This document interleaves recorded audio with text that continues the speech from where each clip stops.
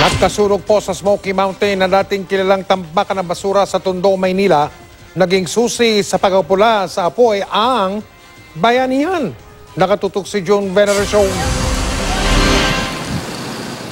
Gamit ang tabo, balde at kung ano-ano pa, nagtulong-tulong ang mga residente sa pag-apula sa sunog sa isang bahagi ng tinatawag na Smoky Mountain, ang tambakan noon ng basura sa Tondo, Maynila. Kapag kumalat ang apoy, tatamaan ang mga residenteng nakatira sa tuktok ng bundok ng basura. Nagsunog ng tanso. Magkuya yun dito kanina, nagsunog eh. May dumating na truck ng bumbero ng barangay, pero walang tagapatay sunog, driver lang ang sakay. Nandiyan naman sila, kaya lang puyat sila kagabi. Sa tulong ng ilang residente, siya na mismo ang nanguna sa pag-apula sa apoy, kahit ang suot lang ay sando, shorts at helmet na pang motorsiklo. Nagpapasalamat ako sa kanya kahit paano, kahit na wala kami mga bumbero dito nga nag-ano ngayon dahil pagod. At least siya, tinulungan niya kami.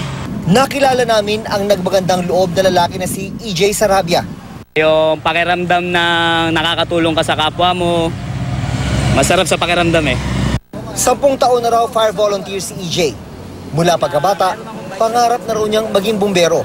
Kaya nga siya nagpupursige ngayon na makapasok sa Bureau of Fire Protection. Yung may lumapit lang na isang residente, magpasalamat sa'yo. Ang laking bagay na sa amin nun.